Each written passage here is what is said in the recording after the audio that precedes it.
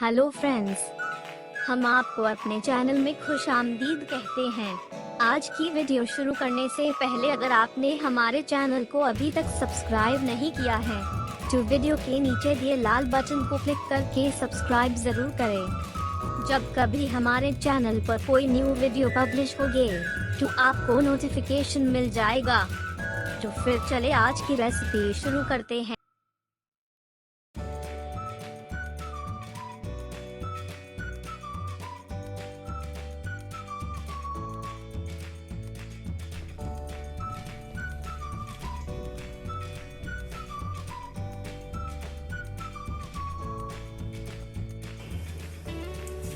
अस्सलाम वालेकुम। उम्मीद है आप सब खैरियत से होंगे।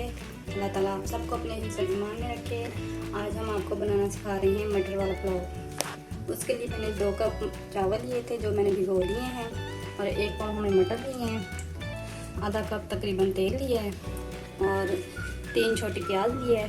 आप 1 बड़ी ले लें, और ये तकरीबन 6 हरी मिर्चें ली हैं, 2 टमाटर हैं, 3 आलू बुखारे हैं, 1 टेबल स्पून अदरक लहसुन है, 2 टेबल स्पून नमक है, 2 तेज़पात हैं, 1 टेबल स्पून ज़ीरा है, और 1 मोटी इलायची है, 10-12 काली मिर्चें हैं, और ये दालचीनी और लौंग हैं।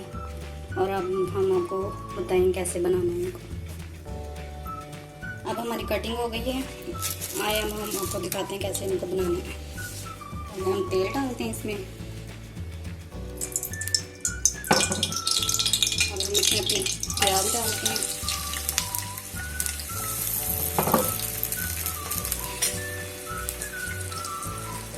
इसको हम ब्राउन करेंगे। ज़्यादा ब्राउन नहीं करना, तो लाइट ब्राउन करना है, इसका थोड़ा कलर निकलना। अब ये हमारी प्याज ब्राउन हो गई है। अब हम इसमें अपना गरम मसाला डालेंगे, साबुत गरम मसाला। अब हम इसमें टमाटर, हरी मिर्चें, आलू बुखारा, अदरक लहसुन, अब हम इनको सब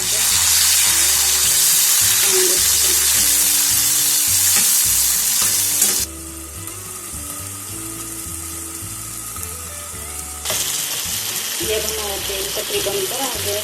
मटर भी हमारे डाल चुके हैं। अब ये हमारा मसाला तकरीबन भून चुका है। अब हम इसमें अपने मटर डालेंगे और इनको पकाएंगे थोड़ी देर। हमारे मटर अब गल चुके हैं। अब हम इसमें पानी डालेंगे तकरीबन 3 कप। चावल हमारे 2 कप थे। मेरे चावल काफ़ी देर के भीगे हुए थे, इसलिए मैं पानी कम डालूंगी। अब अपने हिसाब से डालेंगे कितना डालेंगे।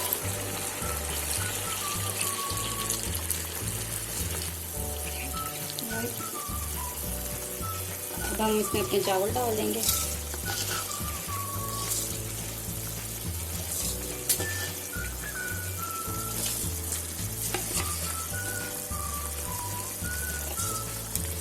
नमक आप टेस्ट कर लीजिएगा, अपने हिसाब से डाल लीजिएगा कितना डालना।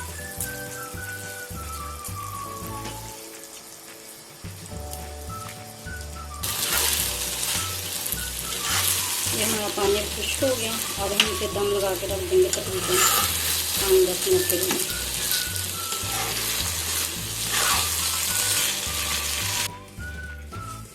अब हम इसको अपना दम लगा के रख देंगे अपने चावलों को तकरीबन 10 मिनट के लिए हल्की आंच पे।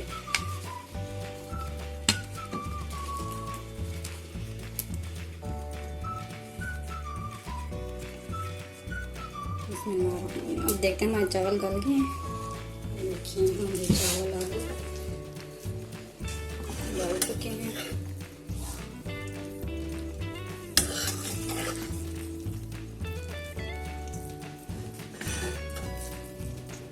अब हम इसे डिश आउट करेंगे।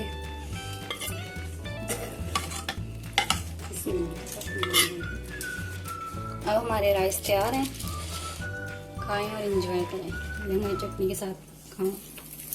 आप भी घर में बनाएं और बताएं कि आपको हमारी रेसिपी कैसी लगी।